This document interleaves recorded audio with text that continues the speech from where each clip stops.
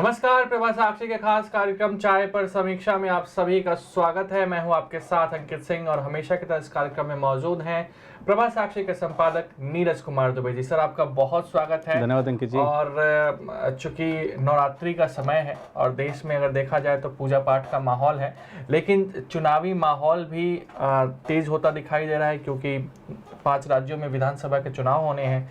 लेकिन कहीं ना कहीं सर, आज से 4-5 महीने पहले अगर हम जाएं तो एक माहौल बनाने की कोशिश की गई थी। विपक्षी एकता, 26 दलों का जुटान, 2024 में मोदी से सीधी टक्कर लेना। इस चुनाव में किसी भी राज्य में गठबंधन तो एक साथ दिखाई नहीं दे रहा है। उल्टा ये हुआ है कि 2 दल जो कहीं ना कहीं अपने आप में सबसे बड़े दल माने जा सकते हैं इस गठबंधन के, आपस में टकरा गए हैं। एक और समाजवादी पार्टी है, दूसरी ओर कांग्रेस है। पूरा का पूरा मामला मध्य प्रदेश को लेकर है, आरएलडी और कांग्रेस के बीच राजस्थान को लेकर भी है। तो इंडिया गठबंधन का क्या होगा, कांग्रेस मध्य प्रदेश में किस नीति पर है और अखिलेश यादव क्या चाहते हैं, और उत्तर प्रदेश में क्या कुछ हो सकता है इसका असर? जी देखिए, जो कुछ मध्य प्रदेश में इस समय घटित हुआ है, खासतौर पे समाजवादी पार्टी और कांग्रेस के बीच में, अखिलेश यादव ने कह दिया है कि जैसा व्यवहार हमारे साथ मध्य प्रदेश में हुआ है वैसा हम आपके साथ उत्तर प्रदेश में करेंगे। और हमको ये नहीं भूलना चाहिए कि उत्तर प्रदेश के पूर्व मुख्यमंत्री और समाजवादी पार्टी के संस्थापक मुलायम सिंह यादव जी बार बार अखिलेश को समझाते रहे हैं कि कांग्रेस से गठबंधन नहीं करना है। जब अखिलेश यादव ने विधानसभा चुनाव के दौरान कांग्रेस से गठबंधन किया था तब भी मुलायम सिंह उसके विरोधी थे और मन से किया था विरोध। जी, मन से विरोध किया था। तो आप ये लगाइए कि शायद अपने पिता की बात आज अखिलेश यादव को समझ में आ रही होगी। और जब अखिलेश यादव ये बात कह रहे हैं कि हमसे बात की गई कि आइए सीट गठबंधन पर जरा चर्चा कर लें, आइए आधी रात तक बातचीत हुई, अपने जो प्रदेश के नेता हैं उनको भी वहाँ भेजा गया, अखिलेश यादव ने बातचीत की, उसके बाद एक भी सीट नहीं दी। तो ये दिखाता है कि कांग्रेस का जो एक बड़ी पार्टी वाला एक जो उसका एक अपने वो एक उसमें रुतबे में रहती है, उसको वो छोड़ने को तैयार नहीं है। बड़े भाई का जो एक वो रोल हमेशा चाहती है, उसको छोटे दल स्वीकार करने को तैयार नहीं, क्योंकि क्षेत्रीय दल अपने इलाके में मजबूत हैं। आज अगर उत्तर प्रदेश में बीजेपी से कोई टक्कर ले सकता है तो समाजवादी पार्टी ले सकती है, कांग्रेस नहीं। तो कांग्रेस के बाद समझनी होगी। और उत्तर प्रदेश संसदीय सीटों की संख्या के लिहाज से भारत में सबसे बड़ा प्रदेश है। 80 सीटें वहां पर डिसाइड कर देती हैं कि भारत का प्रधानमंत्री कौन बनेगा। तो ये और आप ये देखिए कि आप बात कर रहे हैं कि राहुल गांधी या प्रियंका गांधी को वहां से जब या अमेठी से चुनाव लड़ें या फुलपुर से चुनाव लड़ें तो वहां पर समाजवादी पार्टी अपना प्रत्याशी नहीं उतारती है, तब आपकी सीट आसानी से निकलती है। ये बात आपको देखनी होगी। और खुलासा भी हुआ था जी, सोनिया गांधी के लिए जो कुछ भी हुआ था। जी, तो ये बातचीत की जाती है कि आप हमारे जो बड़े नेता हैं उनके खिलाफ उम्मीदवार नहीं खड़ी करें।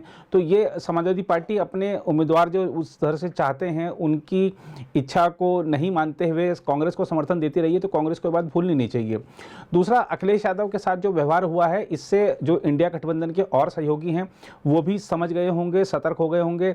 आप देखिए, नीतीश कुमार भी जो मुंबई बैठक थी उसके बाद से चुप हैं, ममता बनर्जी भी चुप हैं, और अरविंद केजरीवाल भी कोई इंडिया गठबंधन के बारे में बात नहीं करते। सब समझ गए हैं कि आखिर में होता क्या। देखिए, बैठक में ये कह देना कि सबको बड़ा दिल दिखाना होगा बहुत आसान होता है, लेकिन आपने तो छोटा दिल भी नहीं दिखाया, एक भी सीट नहीं दी।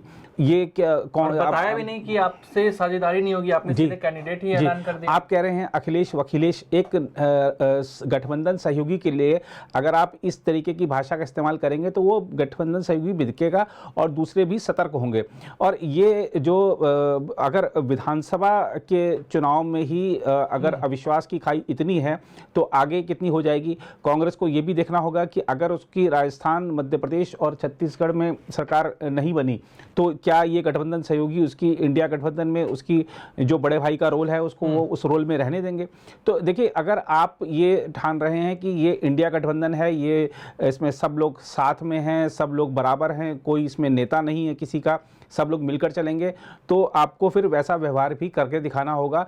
और हम देख रहे हैं कि सिर्फ उत्तर प्रदेश की समाजवादी पार्टी और मध्य प्रदेश में कांग्रेस ही आपस में नहीं भिड़े हैं। वहाँ पर हम पश्चिम बंगाल में तृणमूल कांग्रेस और इनके बीच में जो मतभेद दिख रहे हैं कांग्रेस के बीच में या जो वामपंथी दल हैं, ऐसे ही हम केरल में देख रहे हैं। तो ये जो चीज़ें हैं, पंजाब में आप और कांग्रेस, पंजाब में आम आदमी पार्टी और कांग्रेस है, और यहाँ भी दिल्ली में भी कांग्रेस ने एक ऐलान शुरू किया, वो एक अभियान शुरू किया है कि सरकार की पोल खोलने का।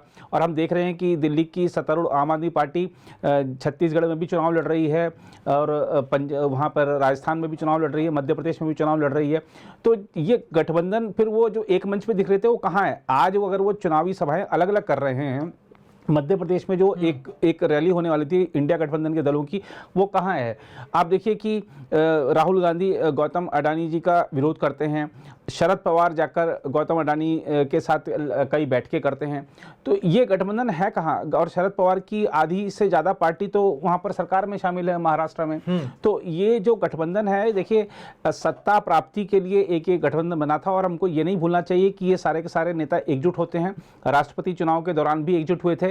उम्मीदवार तय करने की बात आई तो सब पीछे हट गए, बाद में यशवंत सिन्हा को बना दिया गया। तो ऐसे ही उपराष्ट्रपति चुनाव में भी हमने देखा था, विधानसभा चुनाव से पहले हमने देखा कि 2 बैठकें हुई लगातार। तो ये बैठकें का कोई अर्थ निकला नहीं, क्योंकि सब लोग अलग अलग चुनाव लड़ रहे हैं। तो सब लोग अगर अलग अलग लड़ रहे हैं तो वो जो एक साथ हाथ मिलाते हुए, कस्में खाते हुए, और वो इंडिया जीतेगा इंडिया या जो स्लोगन देते हुए, वो सब क्या था? वो सब यानी कि सिर्फ छलावा था। और अगर हम बात करें उत्तर प्रदेश की राजनीति, जैसा आपने असर कहा, तो इसका बहुत बड़ा असर होने वाला है, क्योंकि अखिलेश यादव ने जो तेवर दिखाए हैं, अभी तक हम देखेंगे कि जब से इंडिया गठबंधन की बातचीत आई थी सामने, तो अखिलेश यादव की पार्टी के जो लोग थे वो कांग्रेस को तवज्जो देने लगे थे, कांग्रेस के कार्यक्रमों में भी भाग ले रहे थे। और हमने देखा था कि जो घोसी विधानसभा का उपचुनाव हुआ था, वहाँ पर भी कांग्रेस और समाजवादी पार्टी और जो दूसरे और जो छोटे दल उनके साथ वहाँ पर हैं, तो सब एक साथ वहाँ पर चुनाव लड़े थे, और वो परिणाम भी उनके पक्ष में ही गया था, घोसी का।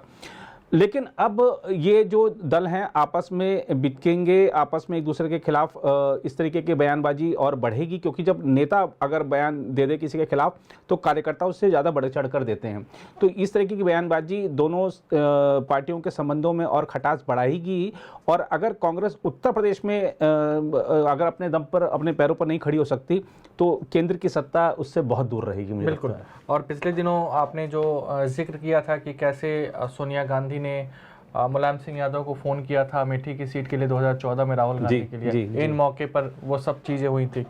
तो खैर, राजनीति में ये सब चीज़ें होती रहती हैं। लेकिन सर, आपने जैसे शरद पवार का जिक्र किया कि वो दोनों ओर हैं, कुछ लोगों को उधर लगा रखा है, कुछ लोगों को इधर, तो कहीं ना कहीं इसको भी समझने की आवश्यकता है। हालांकि सर, जिस तरीके से भाजपा कॉन्फिडेंट है, खास करके 2024 को लेकर, वो प्रधानमंत्री नरेंद्र मोदी में भी झलकती है।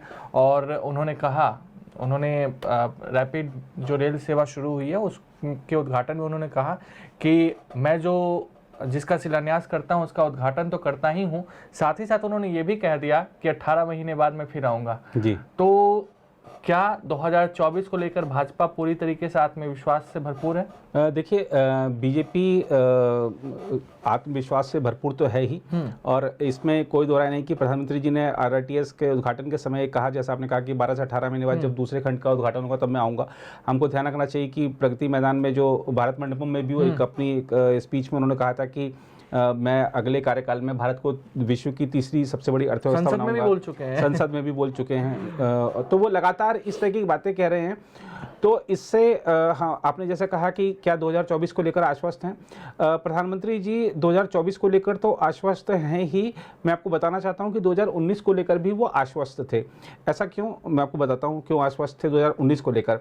2019 के जिस दिन लोकसभा चुनाव के परिणाम आए थे, उस दिन जब विजयी संबोधन प्रधानमंत्री जी का बीजेपी के मुख्यालय में हुआ था, तो उनका जो पहला बात उन्होंने जो कही वो यही कही कि मैंने आज दिन भर टीवी देखा नहीं कि क्या चुनाव परिणाम आ रहे हैं, क्योंकि मेरे पास बहुत सारी बैठकें थी, बहुत सारे जो प्रोजेक्ट्स आगे आने हैं उसके संबंध में मैं अधिकारियों के साथ चर्चा कर रहा था।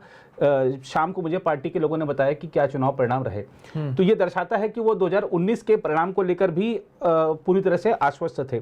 और ऐसा विश्वास और आश्वस्ति का भाव तभी रहता है जब आपका परीक्षा में जो आपने परीक्षा बहुत बढ़िया दी हो, आपने जो प्रश्न पत्र है उसको बहुत अच्छे से हल किया हो और आप को विश्वास है कि मैं टॉप करूंगा, तो उनके जो काम है उनको अपने कामों पर भरोसा है, जनता के क्या निर्णय देगी उस पर भरोसा है, क्योंकि हम देख रहे हैं कि जब से नरेंद्र मोदी चुनावी राजनीति में है तब से लगातार जीत का सिलसिला चल रहा है। तो मैं उस आपके इस सवाल पर मेरे को वो उनका संबोधन याद आया कि वो 2019 के लिए भी आश्वस्त थे और यही आश्वस्ति का भाव उनको 2024 के लिए भी है, क्योंकि जो अगर हम बीजेपी का 2019 का जो चुनाव घोषणा पत्र था, यदि आप उसको उठाकर देखेंगे तो बिंदुवार भी देखेंगे तो अगर उसमें से जो बड़े वादे हैं वो लगभग सारे पूरे हो चुके हैं या पूरे होने वाले हैं। अगले 2-4 महीने जो अभी केंद्र सरकार बीजेपी की है केंद्र में, तो उसमें सिर्फ उद्घाटन ही करने, जैसा प्रधानमंत्री जी ने कहा भी